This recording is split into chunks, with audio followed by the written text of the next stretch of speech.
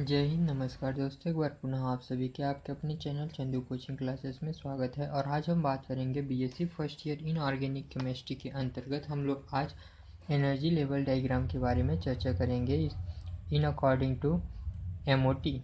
जिसके पहले हम लोगों ने नाइट्रोजन के एनर्जी लेवल डायग्राम के बारे में चर्चा किया, किंतु आज हम ऑक्सीजन परमाणु के अणु के एनर्जी लेवल डायग्राम के बारे में चर्चा करेंगे। तो जैसे कि हम लोग चित्र में देख रहे हैं कि हमारे पास ये जो दो ऑर्बिटल है, अगर दो ऑर्बिटल आपस में इंटरेक्शन करता है तो एमओटी थ्योरी के अनुसार यह मर्ज न होकर के अलग अलग वियोजित हो जाते हैं। तो इन अलग अलग बटे हुए जो ऑर्बिटल का जो ऊपर वाला ऑर्बिटल होता है उसे हम लोग एंटी बॉन्डिंग मॉलिक्यूलर ऑर्बिटल कहते हैं, और जो नीचे वाला होता है उसे बॉन्डिंग मॉलिक्यूलर ऑर्बिटल कहते हैं। जैसे कि अगर हम देखें तो ऑक्सीजन परमाणु में कुल 8 इलेक्ट्रॉन होते हैं, किंतु अगर ऑक्सीजन अणु की बात करें तो ऑक्सीजन अणु में 2 ऑक्सीजन परमाणु होता है। तो इस प्रकार से हमारे पास जो 8 और 8 इलेक्ट्रॉन दोनों मिलकर के हमारे पास कुल ऑक्सीजन अणु में 16 इलेक्ट्रॉन हो जाता है। अगर हम इसके इलेक्ट्रॉनिक विन्यास के बारे में बात करें तो अगर ऑक्सीजन का इलेक्ट्रॉनिक विन्यास 1s2, 2s2 और 2p4 होता है, अर्थात जो s ऑर्बिटल होता है पहले एनर्जी लेवल में उसमें 2 इलेक्ट्रॉन, फिर दूसरे में 2 इलेक्ट्रॉन और तीसरे जो p ऑर्बिटल होता है उसमें 4 इलेक्ट्रॉन भरता है। तो चलिए चित्र अनुसार हम लोग देखते हैं। तो जैसे कि चित्र में दिखाया गया है, अर्थात जो एनर्जी लेवल डायग्राम है उसमें दिखाया गया है, तो हम लोग देखते हैं। तो ये जो है एटॉमिक ऑर्बिटल और ये भी एटॉमिक ऑर्बिटल है, किंतु ये जो है वो ये ऑक्सीजन का मॉलिक्यूलर ऑर्बिटल है। तो एटॉमिक ऑर्बिटल में सबसे पहले हम लोग इलेक्ट्रॉनिक विन्यास देख लेते हैं। तो 1s2, 2s2 और ये हो जाएगा 2p4। फिर उसी प्रकार से अगर इस एटॉमिक ऑर्बिटल में देखें तो 1s2, 2s2 और यहाँ पर 2p4। और फिर इस जो एटॉमिक ऑर्बिटल्स है उसी को हम लोगों को मॉलिक्यूलर ऑर्बिटल में भरना है, इलेक्ट्रॉनों को भरना है। तो इसी को हम लोग एनर्जी लेवल डायग्राम बोलते हैं। तो जैसे कि हमारे पास 1s और 1s दोनों 1s में हमारे पास 2-2 इलेक्ट्रॉन है और कुल मिलाकर के हमारे पास 4 इलेक्ट्रॉन है। तो जब हम इसे मॉलिक्यूलर ऑर्बिटल में बढ़ेंगे तो सबसे पहले हम लोग बॉन्डिंग मॉलिक्यूलर ऑर्बिटल में हम लोग इलेक्ट्रॉन को भरते हैं, अर्थात जो नीचे वाला इलेक्ट्रॉन होता है उसमें सबसे पहले भरते हैं। फिर हम लोग एंटी बॉन्डिंग मॉलिक्यूलर ऑर्बिटल में इलेक्ट्रॉन को भरते हैं। जैसे कि कुल हमारे पास 4 इलेक्ट्रॉन है, तो सबसे पहले हम लोग सिग्मा 1s ऑर्बिटल में इलेक्ट्रॉन को भरेंगे क्लॉकवाइज, फिर एंटी क्लॉकवाइज। और हम जानते हैं कि एक ऑर्बिटल में अधिकतम 2 ही इलेक्ट्रॉन भर सकते हैं। हमारे पास पुनः 2 इलेक्ट्रॉन बच गया, तो हम उसे अब एंटी मॉलिक्यूलर ऑर्बिटल में हम लोग इसको इलेक्ट्रॉन को भरेंगे। तो ये हो गया हमारे पास 2 इलेक्ट्रॉन बचा है, तो ये भी क्लॉकवाइज और एंटी क्लॉकवाइज होकर के इस प्रकार से जो इलेक्ट्रॉन है वह भर जाता है। ठीक, अब हम लोग दूसरा एनर्जी लेवल में जाते हैं। तो देखते हैं कि हमारे पास यहाँ पर 2s2 और 2s2 इस प्रकार से हमारे पास ये जो 4 इलेक्ट्रॉन एटॉमिक ऑर्बिटल में उपस्थित है, जिसे हम लोगों को मॉलिक्यूलर ऑर्बिटल में भरना है। तो सबसे पहले उसी प्रकार से पुनः नीचे जो भरे हैं उसी तरीके से सबसे पहले बॉन्डिंग मॉलिक्यूलर ऑर्बिटल में भरना है। तो ये हो जाएगा 1 क्लॉकवाइज और प्लस एंटी क्लॉकवाइज, इस प्रकार से ये जो व्यवस्थित हो जाता है। और अगर एंटी बॉन्डिंग मॉलिक्यूलर ऑर्बिटल में भरें तो ये क्लॉकवाइज और फिर एंटी क्लॉकवाइज, इस प्रकार से हम लोगों का ये जो 4 इलेक्ट्रॉन जो एटॉमिक ऑर्बिटल में था वह मॉलिक्यूलर ऑर्बिटल में व्यवस्थित हो जाता है। ठीक, अब हम लोग अगले एनर्जी लेवल में देखते हैं। तो हम पाते हैं कि यहाँ पर देखिए 2p4 और 2p4 इस प्रकार से हम लोगों के पास कुल 4 इलेक्ट्रॉन का होकर के कुल 8 इलेक्ट्रॉन हमारे पास होता है, जिसे हम लोगों को मॉलिक्यूलर ऑर्बिटल में भरना है। तो मॉलिक्यूलर ऑर्बिटल में किस प्रकार से भरता है, तो सबसे पहले बॉन्डिंग मॉलिक्यूलर ऑर्बिटल अर्थात जो नीचे वाला जो ऑर्बिटल होता है उसमें इलेक्ट्रॉन पहले भरता है। फिर उसके पश्चात जो एंटी बॉन्डिंग मॉलिक्यूलर ऑर्बिटल ऊपर वाला जिसमें स्टार का चिन्ह लगा होता है उसमें भरता है। तो सबसे पहले हम लोग बॉन्डिंग मॉलिक्यूलर ऑर्बिटल में इलेक्ट्रॉन भरते हैं। तो सबसे पहले भरेगा हम लोगों के इलेक्ट्रॉन है जो है वह 1s में 2px में भरेगा, जो π2px है और π2py है। ठीक, तो इसमें एक इलेक्ट्रॉन और फिर एक इलेक्ट्रॉन, फिर फिर इनका युग्मन होगा।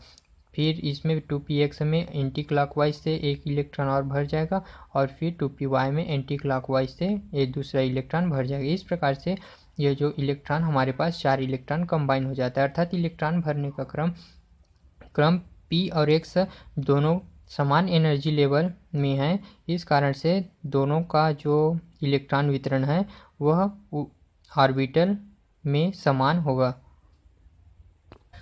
इस प्रकार से 2px और 2py में हमारे पास 4 इलेक्ट्रॉन कंबाइन हो गया। अब हम लोगों को भरना है सिग्मा 2pz में, तो इसमें भी 2 इलेक्ट्रॉन आ जाएगा क्योंकि हमारे पास एक ऑर्बिटल स्वतंत्र रूप से है। तो इस प्रकार से हम लोगों का ये जो 6 इलेक्ट्रॉन है वह 3 ऑर्बिटल पाई 2px, पाई 2py और सिग्मा 2pz में कंबाइन हो जाता है। किंतु हमारे पास अभी भी 2 इलेक्ट्रॉन और बचे हैं, है ना। ये जो 4 और 4 कुल मिलाकर के हमारे पास 8 इलेक्ट्रॉन था, जिसमें से केवल हमारे पास 6 इलेक्ट्रॉन ही युग्मित हो पाए हैं, अर्थात उपयोग हो पाए हैं। हमारे पास 2 इलेक्ट्रॉन और बचे हैं, तो हम लोग उसे एंटी बॉन्डिंग मॉलिक्यूलर ऑर्बिटल में भरते हैं। तो एंटी बॉन्डिंग मॉलिक्यूलर ऑर्बिटल में सबसे पहले हम लोग x में भरते हैं, फिर y में भरते हैं। तो पाई स्टार 2px में पहले भराता है एक इलेक्ट्रॉन, फिर दूसरा भराता है 2py में, पाई स्टार 2py में फिर दूसरा इलेक्ट्रॉन भरा जाता है। इस प्रकार से जो हमारे पास कुल 8 इलेक्ट्रॉन था वह पूरा सभी bonding and anti bonding molecular दोनों में कंबाइन हो जाता है। किंतु हमारे पास अभी भी रिक्त ऑर्बिटल है, किंतु इलेक्ट्रॉन की अनुपस्थिति अर्थात उपलब्धता न होने के कारण ही ये ऑर्बिटल जो है खाली रह जाता है। और अगर हम लोग इसी को थ्योरिकल रूप में देखें, इसी पूरा एनर्जी लेवल डायग्राम को थ्योरिकल रूप में देखें, तो हम पाते हैं कि सबसे पहले फर्स्ट में कहा गया है कि ऑक्सीजन मॉलिक्यूल के प्रत्येक एटम में 8-8 इलेक्ट्रॉन होते हैं। अर्थात अगर मॉलिक्यूल्स की एटम की बात करें तो 8 इलेक्ट्रॉन और मॉलिक्यूल्स की बात करें तो 8 और 8 मिलकर के कुल 16 इलेक्ट्रॉन होते हैं। दूसरा क्या कहता है, अतः O2 मॉलिक्यूल्स में टोटल 16 इलेक्ट्रॉन होंगे। तीसरा कहता है O2 अणु का इलेक्ट्रॉनिक विन्यास होगा। इस प्रकार से हम लोग देखे हैं कि एनर्जी लेवल में इलेक्ट्रॉन किस प्रकार से बढ़ता है, उसी के क्रम में हम लोग इसका इलेक्ट्रॉनिक विन्यास देख लेते हैं। तो सिग्मा 1s2, फिर सिग्मा 1s2, फिर सिग्मा 2s2, फिर सिग्मा 2s2, फिर सिग्मा 2pz2 और पाई 2px2 और 2py2। फिर हम लोग ने देखा एंटी बॉन्डिंग में जो 2p ऑर्बिटल में तो पाई स्टार 2px और पाई स्टार 2py। इस प्रकार से जो हमारे पास ऑक्सीजन अणु का इलेक्ट्रॉनिक विन्यास हम लोगों ने ऊपर जो एनर्जी लेवल डायग्राम में निकाला है। अब हम लोग देखते हैं बॉन्ड ऑर्डर, बंद कोटि। तो बॉन्ड ऑर्डर का फॉर्मूला हमें पता है NB-Na/2, अर्थात जो NB है वह बॉन्डिंग ऑर्बिटल में इलेक्ट्रॉन संख्या माइनस Na अर्थात जो एंटी बॉन्डिंग मॉलिक्यूलर में इलेक्ट्रॉन संख्या और पूरे का अपान 2 होता है। तो बॉन्डिंग मॉलिक्यूलर में इलेक्ट्रॉन संख्या हमारे पास 10 है और एंटी बॉन्डिंग में हमारे पास इलेक्ट्रॉन संख्या 6 है। जैसे कि हम लोग देख लेते हैं चित्र में, नीचे का जो ऑर्बिटल है वो बॉन्डिंग मॉलिक्यूलर ऑर्बिटल है। तो हमारे पास ये जो 2 इलेक्ट्रॉन ये हो गया और 2 इलेक्ट्रॉन यहाँ पास हो गया, कुल मिलाकर के 4 इलेक्ट्रॉन और 2 4 और 2 6 और 6 और ये जो नीचे में 2 इलेक्ट्रॉन और 2 4, तो ये कुल मिलाकर के 2 2 4 2 6 2 8 और ये 2 10, अर्थात जो बॉन्डिंग मॉलिक्यूलर में इलेक्ट्रॉन संख्या हमारे पास 10 आ गया। और अगर हम एंटी बॉन्डिंग मॉलिक्यूलर ऑर्बिटल में इलेक्ट्रॉन संख्या देखें तो हमारे पास स्टार वाले में देखें तो 2 इलेक्ट्रॉन और ये 2 4 इलेक्ट्रॉन हो गया, और अगर ऊपर देखें तो ये 1 और ये 2, इस प्रकार से कुल 6 इलेक्ट्रॉन जो है हमारे पास एंटी बॉन्डिंग मॉलिक्यूलर ऑर्बिटल में होगा। जब उसका मान को बॉन्ड ऑर्डर अर्थात बंद कोटि में रखें तो NB का मान हम लोगों ने 10 देखा और Na का मान हम लोगों ने 6 देखा, पूरे का अपान 2। तो इस प्रकार से 10 में 6 गया, 4 बचा, 4/2 = 2 एकम 2, 2 दूनी 4। इस प्रकार से हम लोग कह सकते हैं कि जो ऑक्सीजन परमाणु है उसमें जो बॉन्ड ऑर्डर होगा वो उसका मान 2 होगा और जो बंद होगा दोनों के बीच में वह डबल बॉन्ड होगा, जिसमें से एक सिग्मा जो नीचे वाला होता है वो सिग्मा और जो ऊपर वाला होता है वह पाई होगा।